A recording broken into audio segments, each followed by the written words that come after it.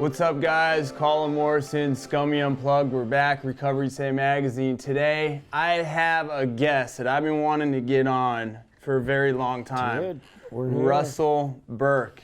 I feel that you know the Dohikis commercial? Right. What is it? Dos Equis. Equis. The most interesting man in the world. You were the most Yeah. inspirational I try man to be, buddy. in the world, dude. You know me, I try to be. So we have a podcast together, Yes, we Talking do. Sobriety. I think people that know me, they know you through that. But I wanted to get you in here. You know, you have never had an addiction problem, drugs or alcohol, and that's kind of what this magazine's about. Right. But I feel that your story of you overcoming everything that you overcome on a daily basis will give a lot of hope for those people that are trying to get their lives back, or are sure. looking for hope to get their lives back. I mean, Right. let's just start off telling us a little bit about you. Well, my story was I was 37 years old when I got hurt. I was out in Lake Havasu. I dove off the back of a boat, hit the bottom of the river, broke my C4, C5 vertebrae in my neck, was instantly paralyzed from the neck down, and life-changing right there, dude. So you jumped off that boat. I mean, were you guys partying, or was it Well, just we were out kind having of fun. You know, I wasn't out wasted or anything, you know. We had a couple drinks, but I was like, we're playing horseshoes up on the shore, and I'm like, dude, it's hot. I'm gonna jump in the water, you know, jumped off the back. Forgot we're only like in 2 feet of water. So when I dove off, it hit the bottom. Dude, I remember like it's yesterday still, like hearing my neck break and my body going like instantly numb was crazy. So your body went instantly numb, Yeah. and like did you know right? I knew, I was like, dude, what is going on? Like I didn't know I was paralyzed, but I was like, what the hell? And you know, I was face down in the water and I couldn't move, so I'm like holding my breath, thinking like I could hear people up on the shore, and I'm floating in the water, going, oh man, dude, someone needs to find me or I'm gonna freaking drown. You know, so I sit there floating, holding my breath, and it was getting to the end where I was like starting to gasp for air, thinking, oh, dude, if I suck in water, I'm gonna sink and drown. And by that time, I had got my girlfriend at the time pulled me up. She's like, hey, quit messing around. I'm like, dude, I ain't fucking around. I can't Were you move. in pain, or was it just everything was numb where you No, had dude, no pain. Like it was weird. Like no pain at all. Like I was just like, I can't move. You know. So they brought me up to the shore and laid me on my back and, you know, kept me in the water. And then they went and got help. So it was like, dude, it was like, from there, you know, they put me in an ambulance and took me to Needles Hospital. Yeah. And then from there, they're like, dude, he's got to go. I had to go to a trauma, I think it was a trauma 4 or 5 hospital. So they flew me from Needles to UMC in Las Vegas. At that point, when you were getting flown to the next hospital, were you kind By of then, tripping, I like, was wow, like- this is very serious? Well, dude, by then I was out. I was like, Okay. I guess I had flatlined like 3 times, like in the helicopter. So you're just and- lucky to be alive. Oh yeah, for sure. I got 6 more lives left, bro. So it's all good. But I was there. I got to the hospital in Vegas, and I was in ICU for 7 weeks. So, Wow. yeah, it was gnarly. It was crazy. It was like, there's like parts of it I remember because I was like sedated for most of the time. But dude, there's parts that like I don't even remember. You know, it's crazy. For those people that don't know, you're also a father. How old were your kids Yes. at this time? So, see, it was 6 years ago. My son was about 9, and my daughter was probably about 8 at So the they time. were old enough to like really know. Dude, they were, but like it was like it affected them gnarly. Like I remember my daughter, like she wouldn't even come in the ICU in the room with me. Yeah, you don't want to see your dad Yeah, like she's that. like, It's with scary. all the tubes connected to me, all these wires, she wouldn't even come in. My son came in, but like that was like the biggest thing I remember was like, dude, my daughter was like, would not come in. So right off the bat, like when you went paralyzed, you know, you have your breathing, your trach. Right. Did they put that in right away, or were you breathing No, on I your own? was- How does that work? I was breathing on my own for a while, and then I don't think they started like any breathing apparatuses till I got into ICU in Vegas. Really? So they had put the breathing tube down my throat, you know, so I had that for a while, and then they put my trach in. And we were talking, not a lot of people think about it, but like breathing is just second nature. You don't think about it until it gets taken away from you. And like we were talking about your trach, like how is it? Because you don't breathe on your own. It's breathing for you. And you were saying how hard it was to get used to. Yeah, it was really hard to get used to, because you got to get used to getting air like forced down into your lungs, you know? Yeah. So this machine, it's like, it's forcing air down. It's giving me basically 12 breaths a minute and forcing air into me. So it was like, I didn't, like I told you the other day, I didn't talk for probably almost 6-8 months. Really? Yeah. Because you couldn't, it was hard to talk, or just learning it was over? Learning to get used to the machine. Wow. You know? It was like, I was like miserable, dude. It was horrible. But you know what? I finally got through it, and now it's like, can't shut me up now. Yeah, I'm sure a lot of people out there, you know, we've talked about it a lot, especially in motocross where I come from. You always hear people say, you know, if I'm ever paralyzed, I would just want to end my life. I wouldn't want to live. And you hear that a lot. I mean, that's kind of just, it's what people say. And I hear it still. After knowing you, seeing you, and like, I totally look at that whole topic so different, man. You're living life to the fullest, but when you first got paralyzed, there had to have been some depression that kicked in, you know, that your whole life is going to change for the most. How bad was it, and how low did it get, I guess? Well, when I was in like ICU, I thought, I didn't know, because it was so new to me. I go, oh, dude, I'm going to be in a wheelchair that I could like, I'll just push myself around, you know? Yeah. I thought my arms would move and all that. So I just thought, I laid there and thought, you know, how bad could it be? You know, I could just push myself around. And then finally, you know, and they're like, well, dude, you're pretty much paralyzed from the neck down. I was like, what, dude? Like I can't even get a drink. I can't feed myself. I can't do anything. It's like, dude, what kind of life am I going to live? You know, it's like, you think about that and go, whoa, like reality strikes, you know? And then when I went to Colorado for rehab, it was, you're so busy doing physical therapy every day it was literally 8 to 5 every day. Get up, go here, go there, maybe get an hour break and all that. Mm-hmm. So it's busy all day, you know, and I was there for 3 months, so. Where you're really not thinking about the afterlife, like no, I wasn't even thinking, right. Because they're busy there teaching my family, like how to take care of me and like stuff to look out for and all that. Yeah. So when I came home was like, dude, that's when reality, you know, I would sit there, I would get out of my chair, they'd put me in bed, and I would be like, just sitting there staring at the ceiling, just going, man, what am I going to do? Like, my life sucks, it's over, you know? And I'm like, you know, I got my 2 kids, and I'm like thinking, well, I can't play soccer with them anymore. You know, I can't coach their sports. Thinking all this bad stuff going, man, my life is going to be miserable. Someone take me out now. You know, it's like, I got dark for a while. So you did get that low. Oh, for sure. I got to where it was like, I didn't even want to live, you know, like, I didn't want people coming over. I just wanted to be in bed and sit there and like not do anything, you know. Mm-hmm. It was to the point where it's like, don't even talk to me, you know. Until, you know, finally, it probably lasted about like 3 months, which, you know, to me it seemed like forever. But I know people now that have been paralyzed 20 years that are still like depressed about it, you know, haven't accepted it. But those 3 months were tough, dude. Like real tough. It's like, when did that leaf turn where you just accepted it and moved on? You're like, this is my life. Right. I'm gonna move on and make the best of it. When did that hit you? So you know, I would sit there and cry my eyes out in bed and wonder why, you know, ask myself, you know, why this happened to me. And I came home in October of 2013, and probably by, I'd say December, I finally turned that leaf where I was like, you know what? I don't want to live miserable, dude. I don't want to be pissed off. I don't want to be that way. You know, I was always, you know, growing up, I was always like the class clown and the happy guy, dude, you know? So I was like, dude, I want my old life back, you know, no matter what. No matter what I have to do, you know, we'll make it happen, you know? Mm-hmm. So I just finally just said, you know what? I'm going to have to live the life I'm going to live. I'm going to accept it, and let's move forward. You know, and from that day forward, it was like, I don't even want to look back to, those dark days, For people that don't know you, like I know you, not trying to sugarcoat it, but you call Right. me every day. Right. We're going to Vegas this week. Yes, we are.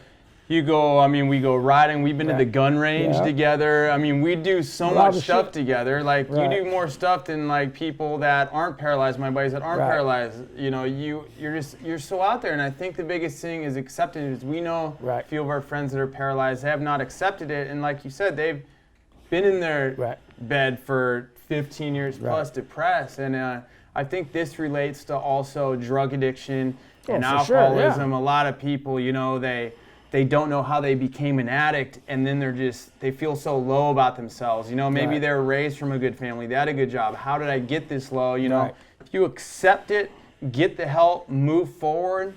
For sure. I accepted I was a gnarly drug Right. addict, proud of it, but I'm also very proud that I'm in recovery and Right, that where I don't you are look now. back. So it's kind of the same thing. We also have a podcast together, Talking Sobriety, Yes. and I wanted you to be my co-host.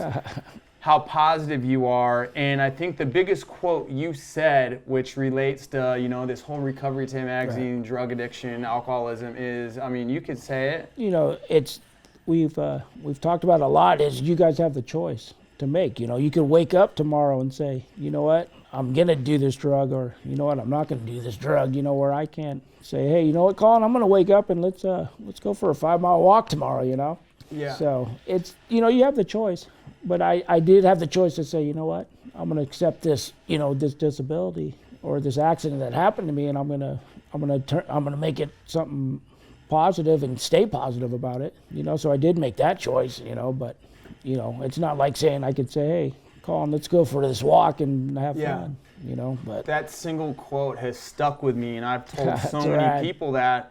Because it makes so much sense, Right. dude. For people out there that might be suffering from addiction in any way, you can, no matter how bad you Yes. may have created the Right. hell of a life of addiction, you can go to rehab tomorrow and truly get your life back no matter how Right. bad you messed it up. Exactly. When you don't have that chance, Exactly. Right. So I think that should give a lot of hope to people that no matter how bad you think it could be, it could always be worse. A lot of people think you might have a really crappy situation, but really it's not. It's all how you look at it, Right. And I get people that are like, dude, I'm so sorry. I feel so bad for you. And I'm like, dude, don't feel sorry for me, dude.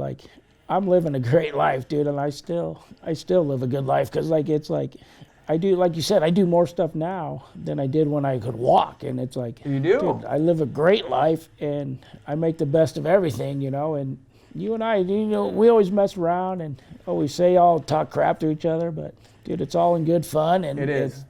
It's like, dude, I make the best of it, and I surround myself with good people, and I think, for addicts too, that's another thing they need to do is surround themselves with a good circle of people, have a good group of people that will help you get to where you want to be, because That's the biggest thing, man. It's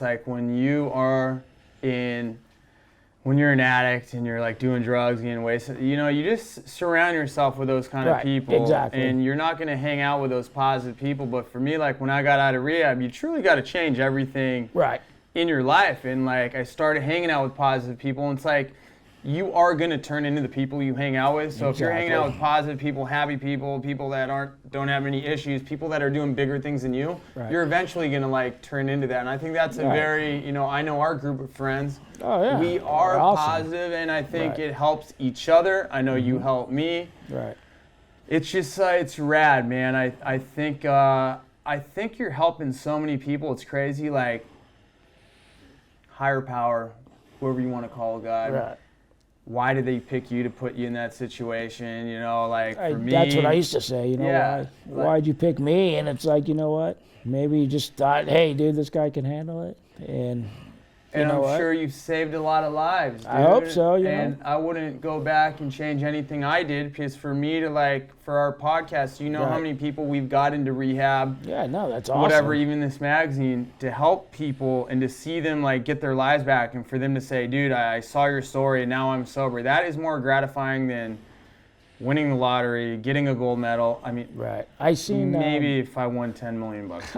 You know what I mean? It's very gratifying and it's rad. And I know that we've been to a couple jails together to go speak. Yes. We've been to a couple of rehabs to speak. We're going to another one. We're doing another one. So I think it's a good combo and I think it's rad, dude. So what do you have? I mean, do you have any hope for the future? I know how technology, I think you're in this field a little bit more than me. Do you hear anything, things changing? Well, you know, there's so much stuff and they're doing so much research and it's come so far already. Yeah, it has. You know, it's almost to the point where, like, I wouldn't doubt, like, I could be moving or walking or whatever, but, you know, I don't know, I might get backlash for saying this, but, like, to me, it's like, if it's gonna happen, I want it, like, to happen naturally, you know what I'm saying? Like, where I'm not going under the knife and getting all this stuff put into me or whatever. I think where I'm really, honestly, Colin, I'm at the point where it's like, you know what?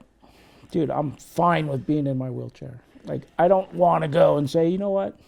Dude, I wish I could walk right now and, you know, go get the surgery and end up getting out of my chair and walking again. I've come to the point where it's like, my buddies will be like, hey, do you wish you could walk? Like, if you could do anything and give up anything to walk again, would you? And honestly, dude, I wouldn't.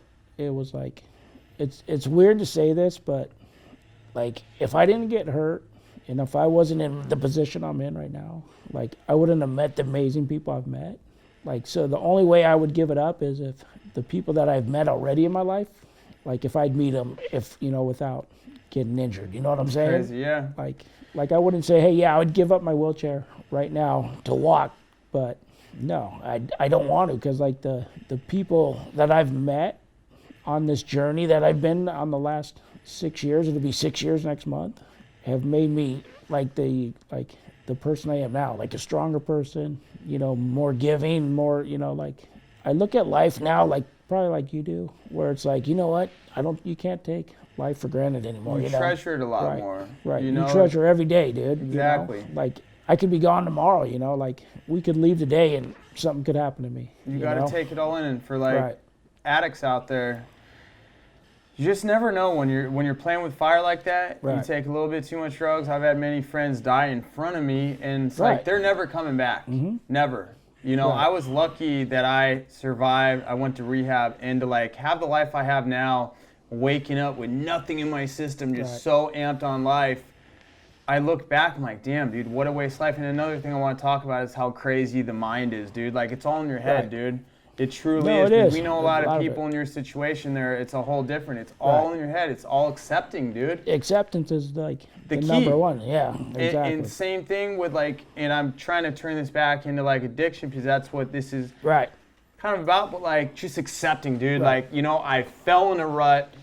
I messed up. I'm going to accept. I'm going to go to rehab, and I'm going to listen to what they say. I'm going to come out a new man, you know? And I think like accepting it's a big thing, and like wanting it, you know, wanting that change. 100%, you know, 100%. It's like I wanted to freaking not live that horrible life and freaking, you know, be all sad and pissed off anymore, you know? Yeah. I wanted to come back and, you know, be the happy-go-lucky guy I was. Yeah. So it was like, all right, fuck, let's do it. You know, I don't want this life. How are your kids now? Like, dude, they're awesome, dude. It's like I know they're awesome, but I mean, how was it accepting who their new dad is in a wheelchair? Was it a hard transition, or?